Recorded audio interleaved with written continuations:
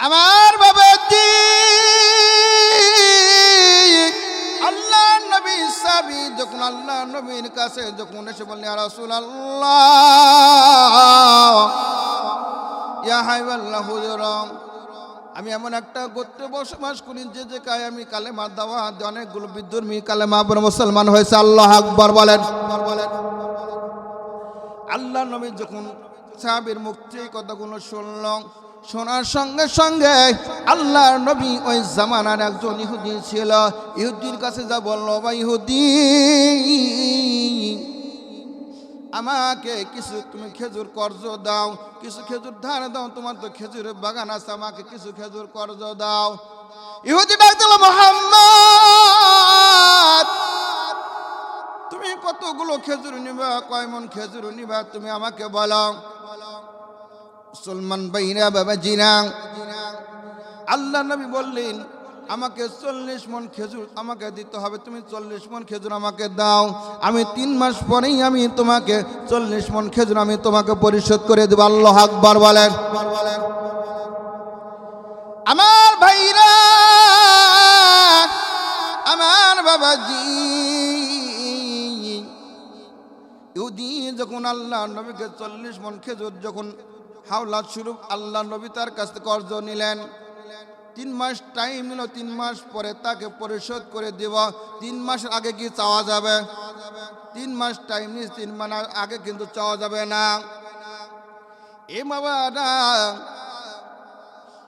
3 মাস হয় নাই, মাত্র আরো 3 দিন বাকি আছে। 3 মাস হওয়া 3 দিন বাকি আছে। কয় দিন বাকি আছে?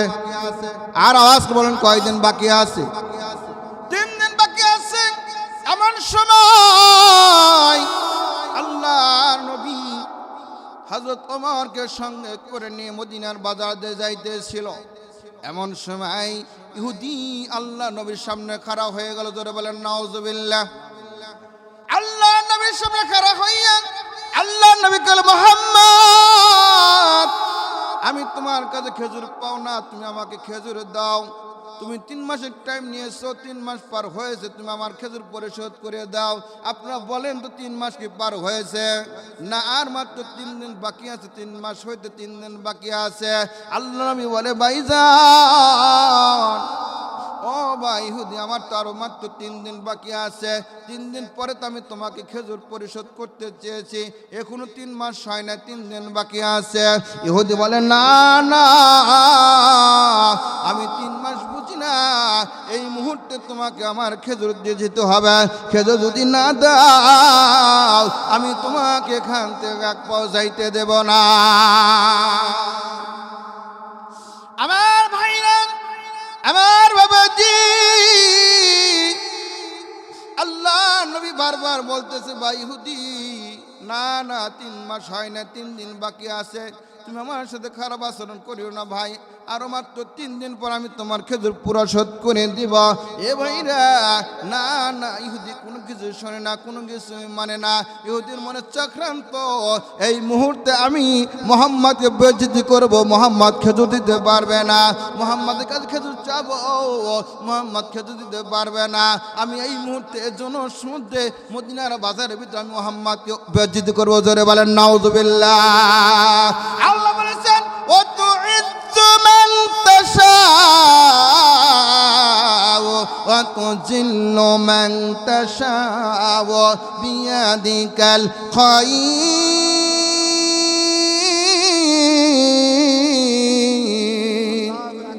ইন্নাকা আলা খুলুকিন আযীম। মুসলমান ভাইরা, আল্লাহ পাক বলছেন আমি যাকে ইজ্জত দেই কেউ তাকে বেইজ্জতি করতে পারবে না, ঠিক কিনা বলেন? আল্লাহ পাক সম্মান দিয়ে চেয়ারে বসায়, আবার সম্মান এরকম ছিনাইয়া এরকম দেশ ত্যাগ করা, ঠিক কিনা বলেন? এ মুসলমান ভাইরা, সম্মান দেওয়ার মালিক আল্লাহ, বেইজ্জতি করা মালিক আল্লাহ।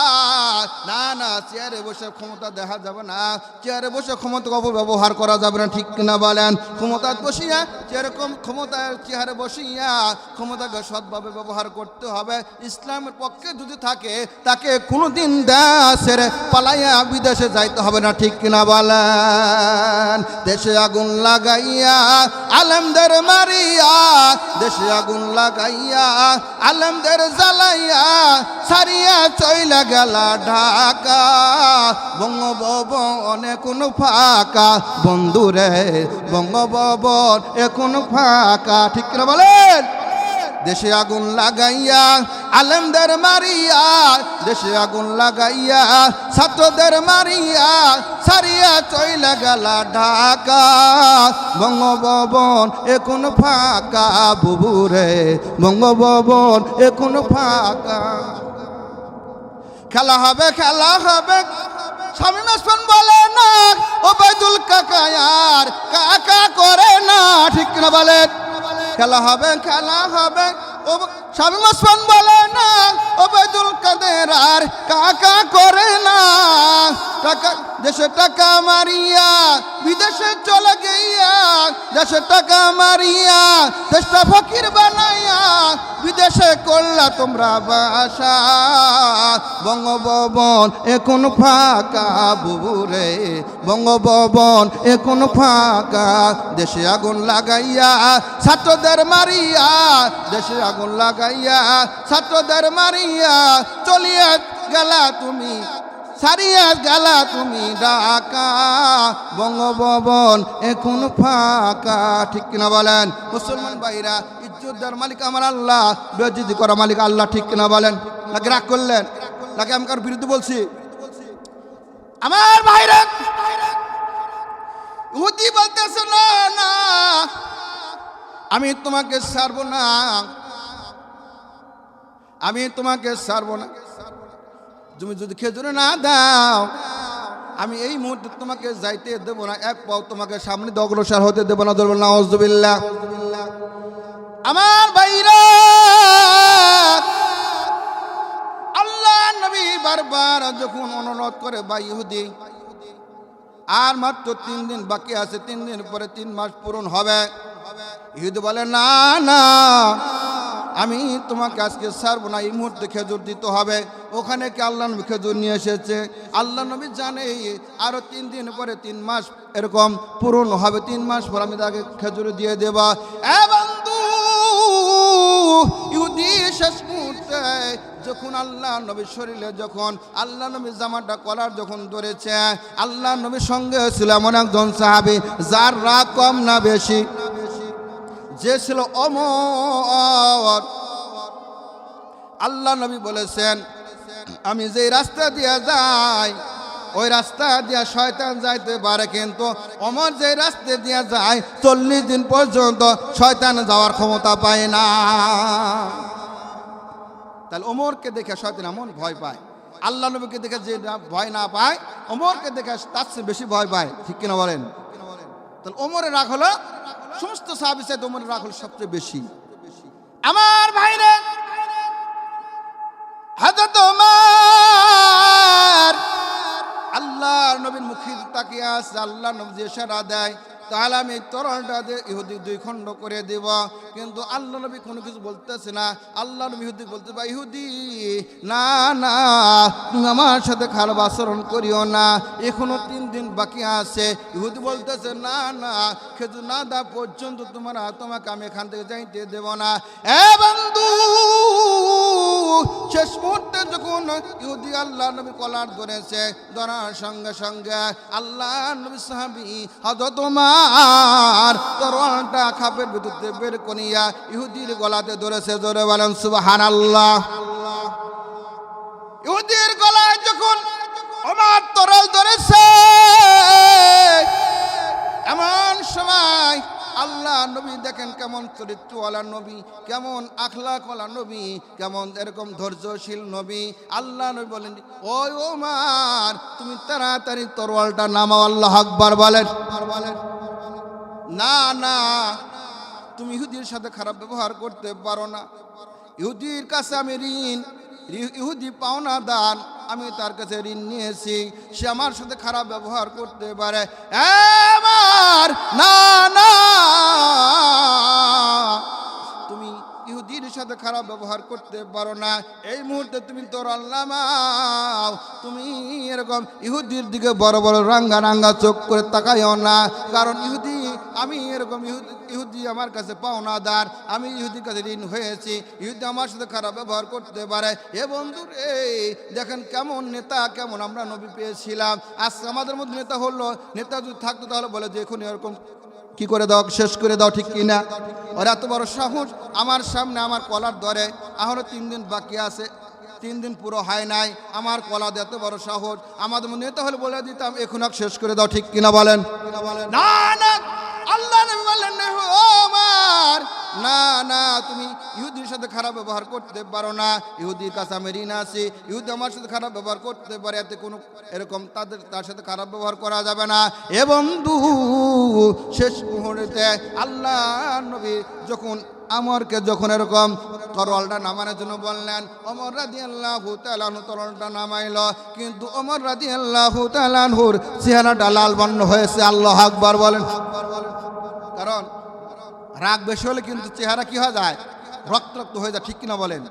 মানে ইহুদির ব্যবহার দেখে ওমর রাদিয়াল্লাহু তাআলা কি রাগ সহ্য হতেছে না, কিন্তু আল্লাহ নবী বলতেছে না ওমর, তুমি ইহুদির সাথে খারাপ ব্যবহার করতে পারো না। ইহুদি আমি তার কাছে ঋণ, সে আমার সাথে খারাপ ব্যবহার করতেই পারে, ইহুদি হলো আমার মদিনার মেহমান। আল্লাহু আকবার বলেন।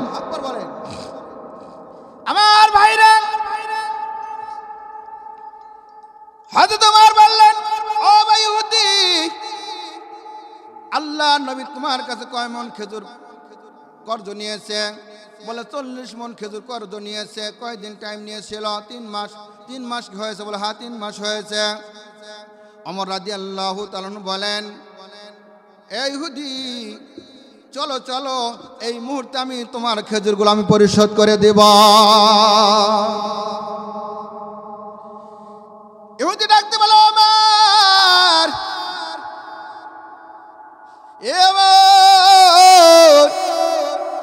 না না, আমার খেজুর লাগবে না, আমি খেজুর চাই না, আমি একজন তাওরাত কিতাবের আলেম, তাওরাত কিতাবের পণ্ডিত। আল্লাহু আকবার বলেন।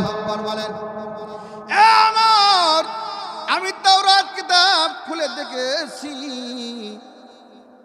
আখির জামানের মানে একজন নবী আসবে, যেই নবীকে আল্লাহ পাক এত ধৈর্য দিয়া আল্লাহ পাক দুনিয়াতে প্রেরণ করবে, যেই নবীর সাথে এরকম তার এরকম মতেরা, তার গোত্রের লোকেরা, তার বংশের লোকেরা খারাপ ব্যবহার করবে, সে কোনো সময় তাদের সাথে খারাপ আচরণ করবে না। আল্লাহু আকবার বলেন।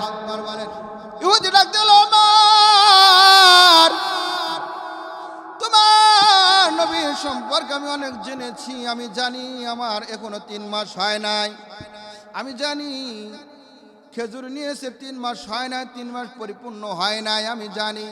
আমি এর জন্য তোমার নবীর সাথে খারাপ ব্যবহার করলাম, দেখি তোমার নবী আমার সাথে কি ব্যবহার করে। না না, আমি বুঝতে পেরেছি তোমার নবীর আখলাক চরিত্র তাওরাত কিতাবের সাথে মিলে গেছে। আল্লাহু আকবার বলেন। আল্লাহ পাক বলেছেন, ওয়া ইন্নাকা আলা খুলুকিন আযীম। আল্লাহু আকবার। মুসলমান ভাইরা, আল্লাহ পাক এই জন্য বলেছে জামান নবীকে উত্তম চরিত্র দিয়ে পাঠাইছে, উত্তম চরিত্র অধিকার দিয়ে আমি দুনিয়াতে প্রেরণ করেছি। এ বন্ধু, ইহুদি চিন্তা করলো না না, এই নবীর সাথে আর খারাপ ব্যবহার করা যাবে না। ইহুদি ডাকতে বলো, ওমর, ওমর, আমি যদি এই মুহূর্তে কালেমা পড়ি, এই মুহূর্তে কালেমা পড়ে মুসলমান হয়ে যায়, তোমার নবী কি কিয়ামতের মাঝে আমাকে সুপারিশ করবে?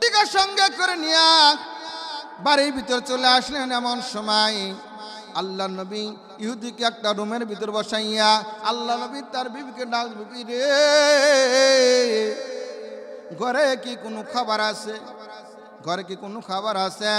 বিবি ডাক দিয়ে বললেন, ইয়া রাসূলুল্লাহ, ইয়া হাবিবাল্লাহ, এমন এতটুকু খাবার আছে যেটা আপনার হবে, আমার হবে না, 2 জন হবে না, 1 জনের হবে। ইয়া রাসূলুল্লাহ, এতটুকু খাবার আমাদের ঘরে আছে। এমন সময় আল্লাহর নবী ডাক দিয়ে বলেন, বিবি রে, যে তোমার ঘরে মেহমান এসেছে, মেহমানকে কেমন করে না খায় রাখি? না না, সম্ভব হবে না, আমরা না খেয়ে থাকবো, কিন্তু মেহমানকে না খাওয়া রাখা যাবে না। আমার ভাইরা, আল্লাহ নবী যতটুকু ঘরে খাবার ছিল, খাবার নিয়ে মেহমানের ঘরে চলে গেল, মেহমানকে খাওয়াইলো, ইহুদিকে খাওয়াইলো। খাওয়ানোর পরে আল্লাহ নবী রুমে চলে গেল। ইহুদি কি করলেন, রাত্রিবেলা এরকম মেহমানদারি করানোর পরে ইহুদি পেট ভরে খাওয়ার পরে ইহুদি ঘুমাইছে, কিন্তু মনের ভিতরে ছিল শয়তান। কি ইহুদিদের মনে শয়তান, ঠিক কিনা বলেন? কারণ ইহুদি মনে মনে চিন্তা করতেছে যে আমি মুহাম্মাদের মেহমান হব, মুহাম্মাদের বাড়ি থাকবো, আর মুহাম্মাদের এরকম বিছনা খাতাগুলো আমি নষ্ট করবো, এটাই তার মনে প্ল্যান ছিল। এ বন্ধু, ইহুদি রাত্রিবেলা কি করলেন, যখন পেশাব পায়খানা যখন চাপ দিয়েছে, সঙ্গে সঙ্গে ইহুদি তার এরকম আল্লাহ নবীর এরকম বেডরুমে, আল্লাহ নবীর রুমের ভিতরে এরকম বিছনাগুলো সুন্দর সুন্দর বিছনা ছিল, বিছনাগুলো পরে পেশাব পায়খানা করিয়া ইহুদি বাড়িতে চলে গেল। বাড়িতে চলে যাওয়ার পরে আল্লাহ নবী যখন ফজরের নামাজ আদায় করার পরে যখন ইহুদি রুমে চলে গেছে, ইহুদি রুমে যা দেখে রুমের ভিতরে ইহুদি নাই। আল্লাহ নবী ডাকতে বলে, বিছনা খেতাগুলো এরকম পরিষ্কার, এরকম অপরিষ্কার মহিলাদের এরকম পায়খানা পেশাব দিয়ে বিছনা খাতাগুলো নষ্ট করেছে। আল্লাহ নবী এরকম বিছনা খাতাগুলো পরিষ্কার করতেছে, আর ডাকতে বলছে, আল্লাহ না জানি মেহমানের কত কষ্ট হয়েছে, মেহমানের কত এরকম কষ্ট হয়েছে, মেহমান আমাকে বলে নাই, মেহমান না জানি কত কষ্ট হয়েছে। আল্লাহ আমি মেহমানের সাথে খারাপ ব্যবহার করেছি, আল্লাহ মেহমানের খোঁজ খবর নেই নাই, আল্লাহ তুমি আমাকে ক্ষমা করে দিও। আল্লাহ আকবার বলেন।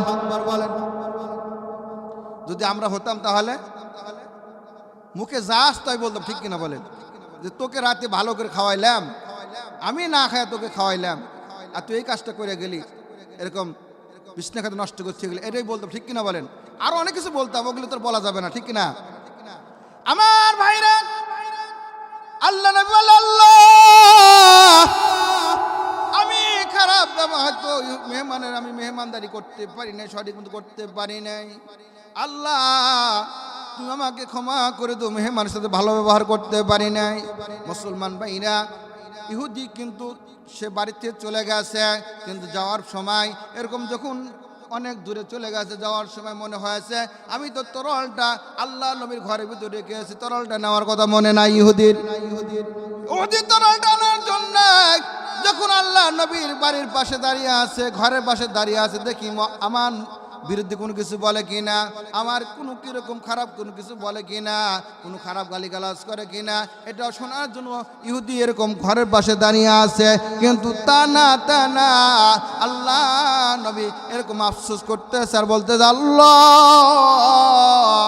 আমি তোমার মেহমানের সাথে খারাপ ব্যবহার করেছি, আমি তাদের যতটুকু সম্মান করতে পারি নাই, আল্লাহ তুমি আমাকে মাফ করে দাও। মেহমানের কত কষ্ট হয়েছে, মেহমান আমাকে বলতে পারে নাই, না বলে চলে গেছে।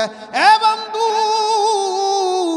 আল্লাহ নবীর কথাগুলো ইহুদি ঘরের পাশে বসে বসে শুনতেছে আর বলতেছে, আল্লাহ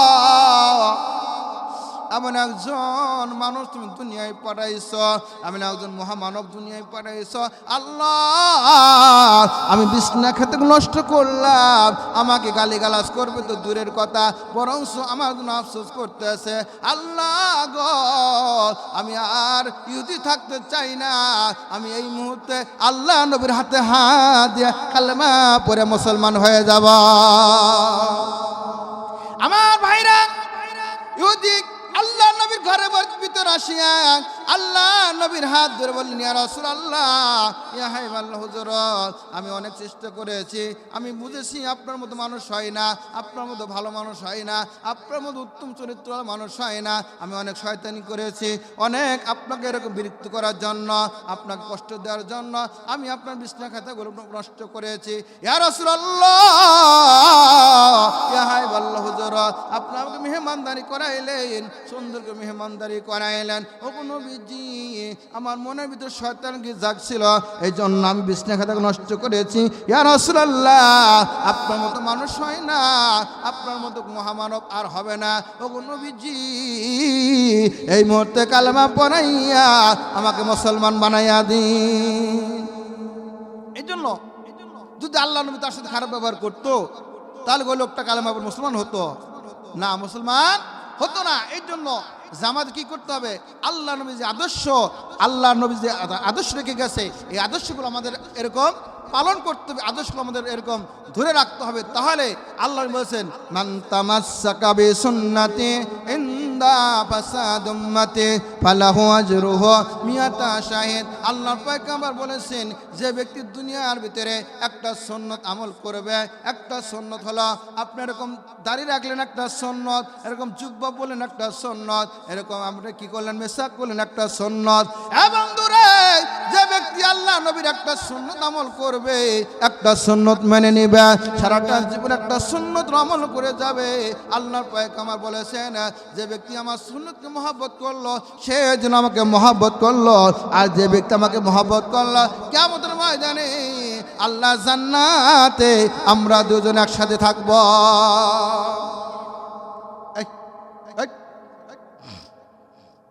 আমার ভাইরা, আল্লাহ নবীকে সাহাবায়ে কেরাম কেমন ভালোবেসেছিল দেখেন, সাহাবায়ে কেরাম কেমন ভালোবেসেছে আল্লাহ নবীকে। সাহাবায়ে কেরাম অন্তর দিয়ে ভালোবেসেছে, জানের চাইতে ভালোবেসেছে আল্লাহ নবীর কাছে। আল্লাহ নবী বললেন, ও সাহাবীরা, তোমরা আমাকে কেমন ভালোবাসো?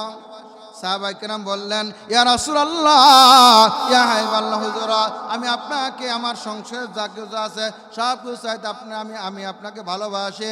আল্লাহ নবী বললেন, না না, প্রকৃত মুমিন হতে পারো নাই। আল্লাহ নবী সাহাবায়ে কেরাম বললেন, ইয়া রাসূলুল্লাহ, ইয়া হাবিবাল্লাহ, হুজুর, আমি আপনাকে আমার বাবা মা চাইতে বেশি ভালোবাসি।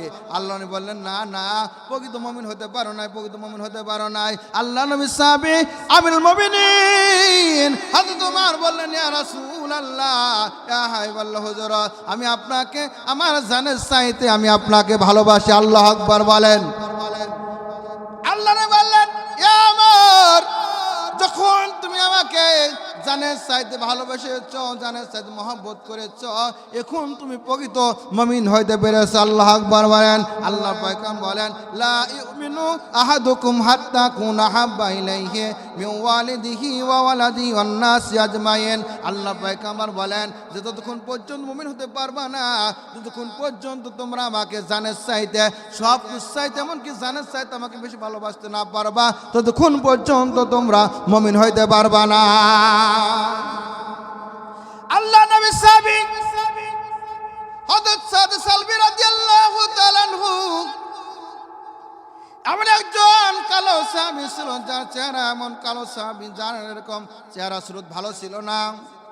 আল্লাহ নবী বললেন, সাদে সালবি রে,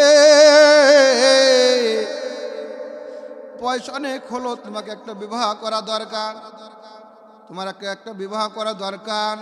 সাদে সালবি বললেন, ইয়া রাসূলুল্লাহ, ইয়া হাবিবাল্লাহ, হুজুর, আমি কালো, আমি দেখতে অসুন্দর, মদিনার ভিতরে আমি সবচেয়ে গরিব, আমার একটা জুতা কেনার মতো টাকা নাই, এক জোড়া স্যান্ডেল কেনার মতো টাকা আমার নাই, এক জোড়া স্যান্ডেল কেনার মতো সামর্থ্য আমার নাই। আল্লাহু আকবার বলেন। দেখেন সাহাবায়ে কেরাম কত গরিব হালে তারা জীবনযাপন করেছে। আজকে আমাদের চাহিদা, আমরা বিল্ডিং করতেছি, কিন্তু আমরা আরো উপর দিকে ওটা চিন্তা করি, ঠিক কিনা বলেন? 10 বিঘা জমি কিনছি, আরো 10 বিঘা কেনার জন্য চিন্তা করি, হালাল হোক আর হারাম হোক ওদিকে আমরা চিন্তা করি না। হালাল হারাম বাঁচতেছি না, হালাল হারাম না মানিয়া আমরা এরকম ঘর বাড়ি করতেছি, টাকা পয়সা ব্যাংক ব্যালেন্স করতেছি। এ বন্ধু রে, আপনার এই টাকাগুলো কিয়ামতের মাঝে আপনার জন্য এরকম জাহান্নামের জন্য যথেষ্ট হয়ে যাবে। আমার বন্ধু সাদে সালবি বললেন, ইয়া রাসূলুল্লাহ, ইয়া হাবিবাল্লাহ, হুজুর, আমি গরিব মানুষ, আমার একজোড়া জুতা কেনার মতো সামর্থ্য আমার নাই, মদিনার বাজারে আমি জুতা ছাড়া খালি পায়ে হাঁটি, আমার একজোড়া জুতা কেনার মতো টাকা আমার নাই। ওগো নবীজি, কে আমার সাথে মেয়ে বিয়ে দিবে? কার মেয়ে বেশি হয়েছে যে আমার সাথে আমি একজন গরিবের সাথে মেয়ে বিয়ে দিবে? এ বন্ধু, আল্লাহ নবী বললেন, সাদে সালবি রে, তুমি চিন্তা করিও না, মদিনার ভিতর সবচেয়ে সুন্দর মিয়ার সাথে আমি তোমাকে বিবাহের ব্যবস্থা করে দিব। আমার ভাইরা, আল্লাহ নবী আনসারী সাহাবীর ভিতরে একজন আনসারী সাহাবী ছিল, তার একটা মেয়ে ছিল, মেয়েটা অত্যন্ত সুন্দর ছিল, অত্যন্ত সুন্দরী। আল্লাহ নবী বললেন, আনসারী সাহাবী, আমি তোমার মেয়েকে বিবাহের প্রস্তাব আমি তোমার মেয়েকে দিলাম, তুমি কি তোমার মেয়েকে বিবাহ দিবা? আনসারী সাহাবী খুশি হয়ে গেল, অত্যন্ত খুশি হয়ে গেল। বললেন, ইয়া রাসূলুল্লাহ, ইয়া হাবিবাল্লাহ, হুজুর, আপনি যদি আমার মেয়েকে বিবাহ করেন এর চাইতে সুসংবাদ আর কিছুই হতে পারে না। এ বন্ধু, আল্লাহ নবী বললেন, আনসারী সাহাবী, না না, আমি তোমার মেয়েকে বিবাহ করব না। আমার একজন সাহাবী আছে যার নাম ছিল সাদ সালবি, একজন সাহাবী যার নাম সাদ সালবি। আমি সাদ সালবির সঙ্গে আমি তোমার মেয়ের বিবাহের প্রস্তাব দিতে চাই, তুমি কি বলো? আল্লাহ নবী সাহাবী আনসারী রাদিয়াল্লাহু তাআলা বললেন, ইয়া রাসূলুল্লাহ, ইয়া হাবিবাল্লাহ, হুজুর, আমি কেমন করে একা সিদ্ধান্ত নিব? না না, আমার পক্ষে সম্ভব নয়, আমার বিবি আছে, আমার বিবির কাছে সিদ্ধান্ত নিয়ে আমি আপনাকে জানাইব। আল্লাহু আকবার বলেন। খারাপ লাগতেছে আপনাদের? আমার ভাইরা, আমার বাবাজি, আজকে আমরা দেখেন আমাদের চিন্তা ভাবনা, যদি ছেলেটা যদি সরকারি চাকরি করে তাহলে ভালো হয়, ঠিক কিনা বলে? কিন্তু আলেম মানুষের সাথে বিবাহ দিতে চায় না, কারণ আলেমরা বেতন পায় কম, মাত্র 10 থেকে 12,000 অথবা 8,000 বেতন পায়। এই টাকা দিয়ে কি আমার মেয়ে কি চলবে? আমার মেয়ে প্রতি সপ্তাহে 3 থেকে 4,000 টাকা কসমেটিক কেনা লাগে, ঠিক কিনা বলেন? করে কিনা? এই জন্য চাই যে আমার মেয়ে একটা ভালো চাকরিজীবী, কোম্পানি চাকরি অথবা একটা সরকারি চাকরিজীবীর সাথে বিবাহ দিতে পারলে আমার জীবনটা ধন্য হতো। না না এ বন্ধুরে, না না, সরকারি চাকরিজীবীর সাথে মিয়া বিয়ে দেওয়া ধন্য হবে না। আপনিও যদি একজন আলেমের সাথে মিয়া বিবাহ দিতে পারেন, একজন আলেমের সাথে সম্পর্ক রাখতে পারেন, একজন আলেমের সাথে আপনি বন্ধুত্ব করতে পারেন, একজন আলেমের সাথে লাভতে করতে পারেন, আল্লাহ পাক এই উসিলা আল্লাহ পাক আপনাকে মাফ করে জান্নাত দিতে পারে। আল্লাহর পয়গম্বর বলেছে, নয় তুমি আলেম হও, নয় তুমি আলেম হও, নতুবা আলেমের পিতা হও, অথবা আলেমের সাথে সম্পর্ক করো, সুসম্পর্ক রাখো, অথবা আলেমের সাথে আত্মসম্পর্ক করো। এই উসিলা আল্লাহ পাক বলতেছে, এই উসিলা আমি আল্লাহ পাক তোমাকে মাফ করে জান্নাত দিয়ে দিব। কিন্তু আজকে তো আমরা আলেমকে দেখতেই পাই না, ঠিক না বলেন? আলেমরা হলো দুই শেখের ভালো, ঠিক কিনা বলেন? যত এই দেশে যারা স্বৈরাচার করবে, যারা অন্যায় করবে, যারা এরকম সুদের টাকা নিয়ে এরকম সারা বিশ্ব ছয় লাভ করবে, যারা অন্যায় বেশি করবে, তারাই এই দেশের ভিতরে দামে, ঠিক কিনা বলেন? আজকে আলেম ওলামার দাম খুবই কম, ঠিক কিনা বলেন? কিন্তু না, ওই আলেমকে কিন্তু আপনার বিপদের সময় কাজে লাগে, ঠিক কিনা বলেন?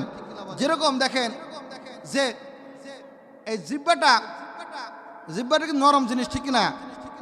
আপনার দাঁতের ভিতরে যদি কোনো হাড্ডি অথবা মাছের কাঁটা যে কোনো জিনিস যদি ঢুকে যায়, এই জিব্বা কিন্তু বারবার কি করে খোসা খোসা বের করে, ঠিক কিনা? নাকি ও ভিতরে থাকে, জিব্বা চেষ্টা করে বারবার আপনার নাকে এরকম দাঁতের ভিতরে খোসা খোসা এই হাড্ডি অথবা কাঁটা হোক যে কোনো জিনিস হোক বের করার পরে কি ভালো লাগে, ঠিক কিনা? ভিতর থেকে বের হলেই আপনার কিন্তু ভালো লাগে। তাহলে কি করে? জিব্বা আপনার উপকার করলো না ক্ষতি করলো? জোরে বলেন, ক্ষতির উপকার করছে? উপকার করছে। কিন্তু দাঁত কি করে? সুযোগ পাইলেই জিব্বাকে কামড় মারে, ঠিক কিনা বলেন? সুযোগ পাইলেই দাঁত কি করে?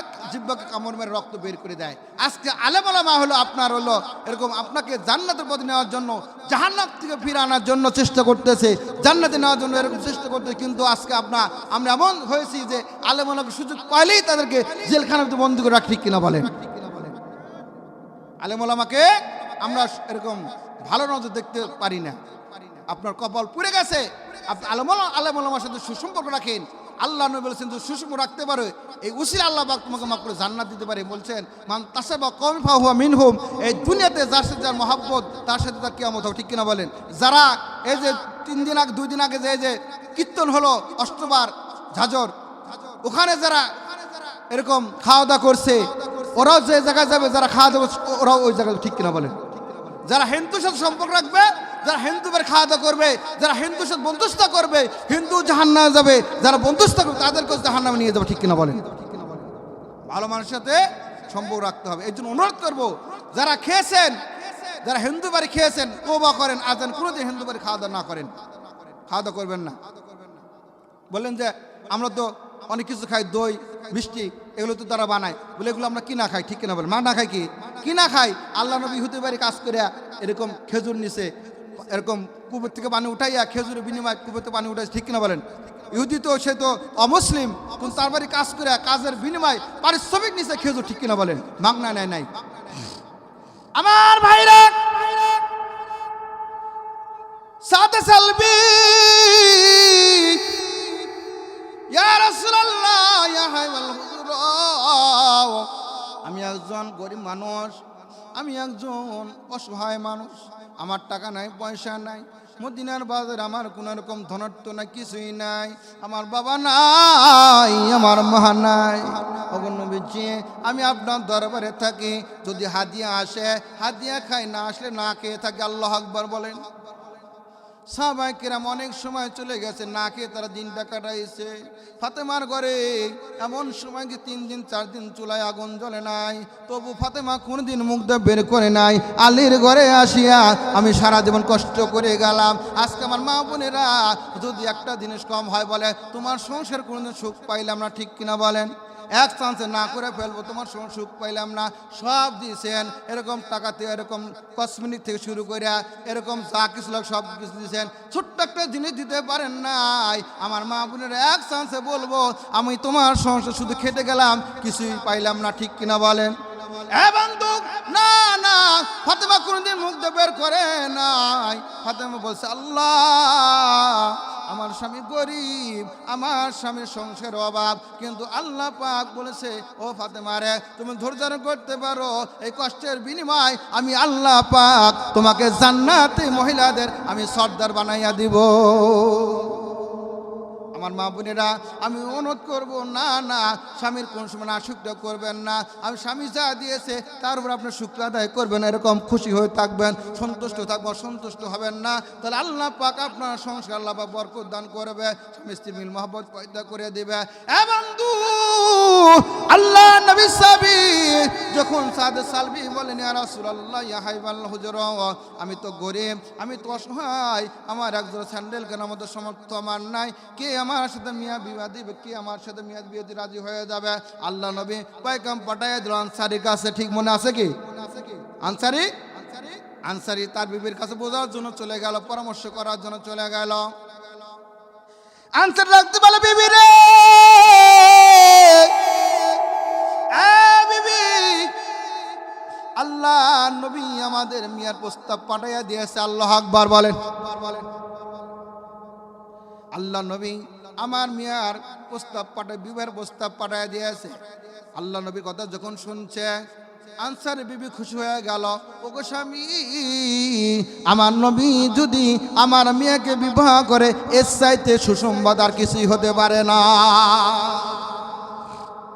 যারা দিনদার তারা কিন্তু আল্লাহ জামাই, আল্লাহ ছেলে যায়, ঠিক কিনা বলেন? আমার ভাইরা, আনসার সাহাবী ডাকতে বলে, বিবি রে, না না, আল্লাহ নবী বিবাহ করবে না। আল্লাহ নবীর একজন সাহাবী যার নাম সাদে সালবি, তার ঘর নাই, বাড়ি নাই, কিছুই নাই, কিছুই নাই। আল্লাহ নবী দরবারে থাকে, যদি হাদিয়া আসে হাদিয়া খায়, না হলে না খেয়ে থাকে। এমন সাহাবী যার বাবাও নাই, মাও নাই, কিছুই নাই, আল্লাহ নবী দরবারে থাকে, শুধু আহলে সুপ্পার ভিতরে সে থাকে, ওখানে এসে এরকম আল্লাহ নবী দরবারে থাকে। এ বিবি রে, এমন ছেলের সঙ্গে কি আমাদের মিয়া তুমি বিবাহ দিতে চাও? আনসারী সাহাবী রে, ইসরাতুল স্বামী গো, না না, এমন এরকম গরিব সাহাবীর সাথে আমার মিয়াকে বিবাহ দিয়া আমি এরকম আমার মিয়ার সংসারে এরকম কষ্ট দিতে চাই না, আমার মিয়াকে মনে দুঃখ দিতে চাই না, আমার মিয়ার কবলে আমি দুঃখ আনতে চাই না। আপনি না করে দেন, আল্লাহ নবীকে না করে দেন, আমি এই গরিব সাহাবীর সাথে আমার মিয়াকে বিবাহ দিতে পারবো না। অন্য রুমে থেকে মেয়েটি কথাগুলো শুনছিল। মেয়েটি ডাকতে বলে, ও মা, তোমরা কার বিবাহ আলোচনা করতেছ? মা ডাকতে বলে, মেরে তোমার বিবাহ প্রস্তাব আল্লাহ নবী পাঠিয়ে দিয়েছে কার সঙ্গে? একজন গরিব সাহাবী, একজন গরিব অসহায় সাহাবী যার নাম সাদ সালবি, যার টাকা নাই, পয়সা নাই, ঘর নাই, বাড়ি নাই, এমন কি একটা জুতা কেনার মতো সমর্থ তার নাই। এরকম সাহাবীর সঙ্গে তোমার বিবাহ প্রস্তাব পাঠিয়ে দিয়েছে, আমরা না করে দিয়েছি, প্রত্যাখ্যান করেছে। তুমি কি বিয়েতে রাজি আছো? মেয়ে ডাকতে বলে মা, আল্লাহ আকবার বলেন, ও মা, না না তোমরা না করো না, না তোমরা না করো না। ও মা, আমার বিবাহের এমন একজন লোক প্রস্তাব পাঠায় দিয়েছে, যিনি হলেন আল্লাহর জমিনের ভিতরে, আল্লাহর আসমানের জমিনের ভিতরে সবচেয়ে উত্তম মানুষ। আল্লাহ আকবার বলেন। আমার যে নবীকে আল্লাহ পাক সৃষ্টি না করে কিছু সৃষ্টি করতো না, সেই নবী স্বয়ং আমার বিবাহ প্রস্তাব পাঠিয়ে দিয়েছে। এ মা, না না তোমরা না করো না, তোমরা এরকম এরকম নিষেধ করো না, তোমরা এরকম অরাজি হও না, তোমরা এরকম রাজি হয়ে যাও।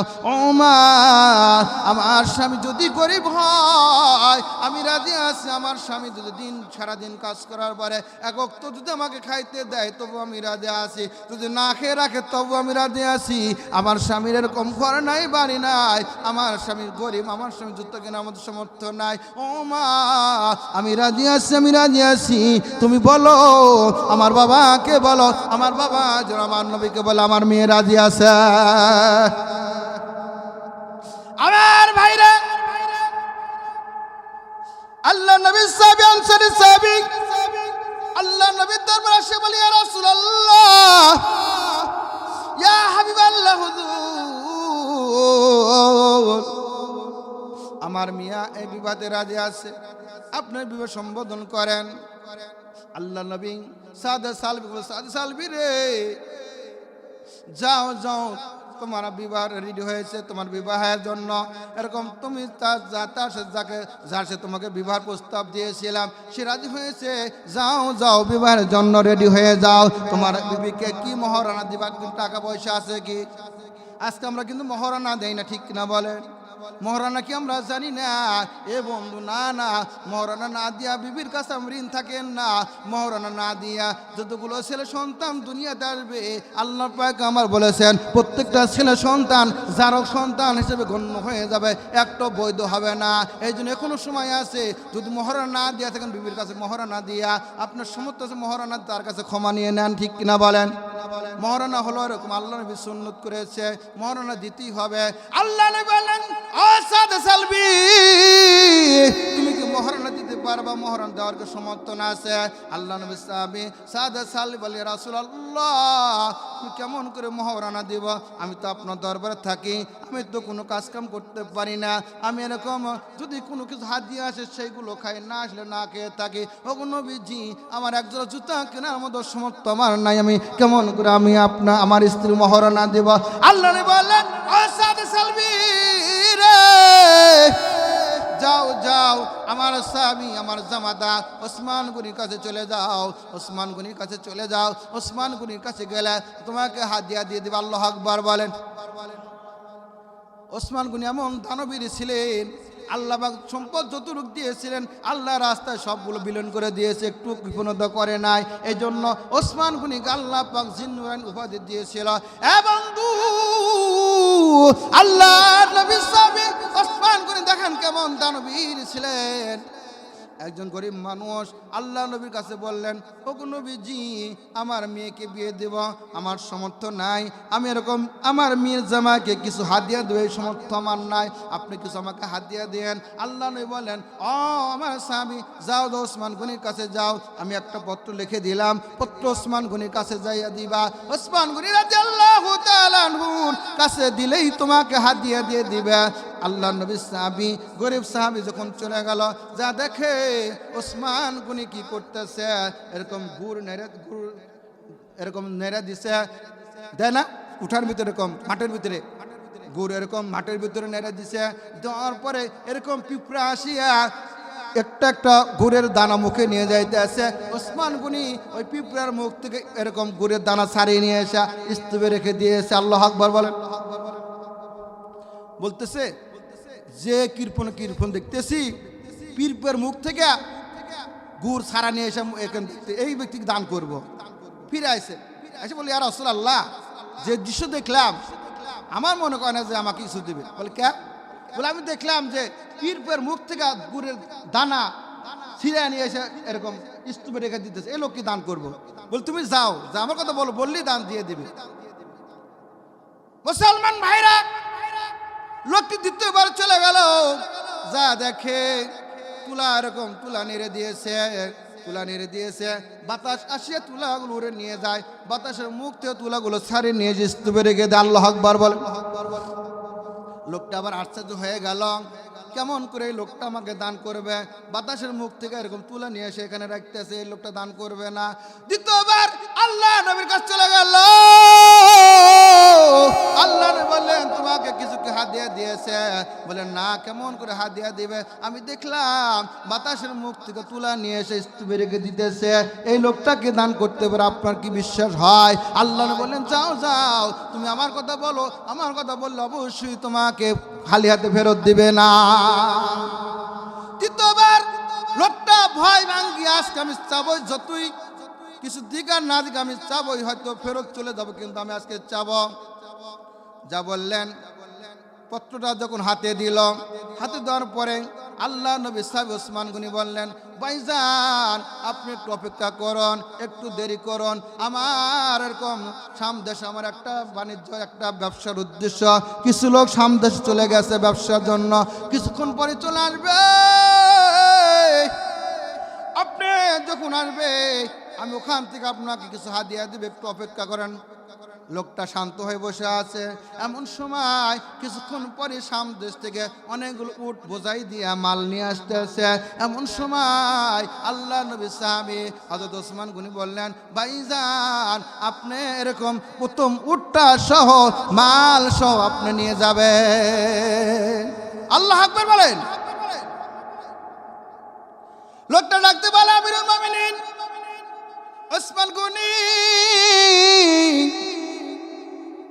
আপনি এত বড় দানবীর আমি তো বুঝি নাই, আমি দুইবার এসেছিলাম, আমি ফিরে গিয়েছি কি জন্য?